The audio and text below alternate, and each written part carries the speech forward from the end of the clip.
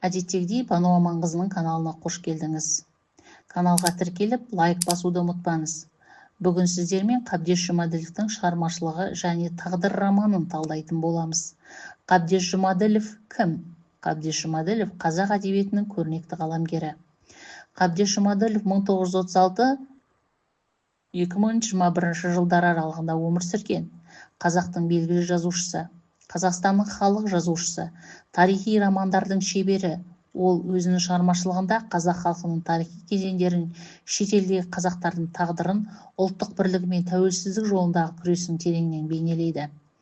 Негізгі тақырыптары: қазақ халқының тарихы мен тағдыры, шетелдегі қазақтардың өмірі, әсіресе Қытайдағы қазақтар, ұлттық рух, азаттыққа деген ұмтылыс, қоғамдағы әлеуметтік және саяси өзгерістер. Қабдеш Жұмаділовтің соңғы көш, Дарабоз, Прометей, Алауы, Атамекен, Тағдыр сияқты ірі шығармалардың авторы. Соның ішіндегі тағдыр романы 1988 жылы жазылған. Жанры тарихи роман. Тақырыбы 20 ғасырдың басында қазақтардың тағдыры, Шығыс Түркістандағы тарихи оқиғалар. Жылайтын себебі ол өз тағдыры дегені ұлт тағдыры.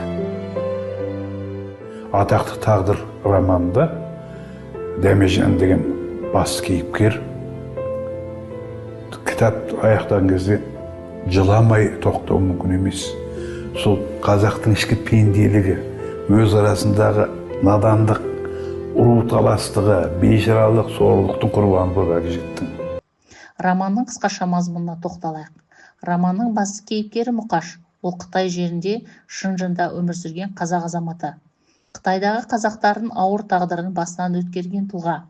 Мұқаштың тағдыры арқылы Қабдеш Жұмаділов сол кезеңдегі қазақтың басынан кешкен қиыншылықтарын, олардың ұлттық болмысын сақтап қалу жолындағы күресін бейнелейді.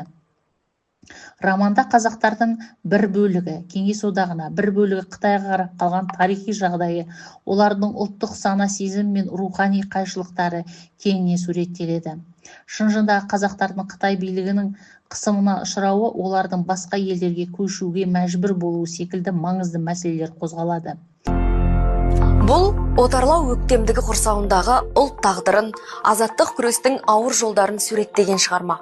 Мұхтар Әуезовтің қилы заманынан кейін мәселені бүркемелемей, болған тарихи оқиғаны нақты жазған қаламгер Қабдеш Жұмаділов. Жазушының тағдыр романы оның тағдырына әсер етпей қоймады. Уағында талай сынға қалды, ыммен шеттетілді. Романның негізгі идеясы қазақ халқының тарихын, елдігі мен тәуелсіздікке деген ұмтылысын көрсету, ұлттық бірлік пен мәдени құндылықтарды сақтау, тарихи әділетсіздіктерді бейнелеу, қазақ халқының тағдырын үлкен тарихи оқиғалармен байланыстырады. Романның маңызы: тағдыр романы қазақ халқының 20 ғасырдағы қиын-қыстау кезеңдеріндегі өмірін тарихи шындыққа негіздеп жазылған құнды туынды. Ол қазақтардың ұлт ретінде сақталу жолындағы күресін көрсетіп, оқырманға ұлт тағдыры туралы терең ой салады. Бұл роман Қабдеш Жұмаділовтің шығармашылығындағы шоқтығы биік туындылардың бірі болып саналады. 1989 жылы мемлекеттік сыйлыққа ие болды. Келесі кездескенше сау болыңыздар.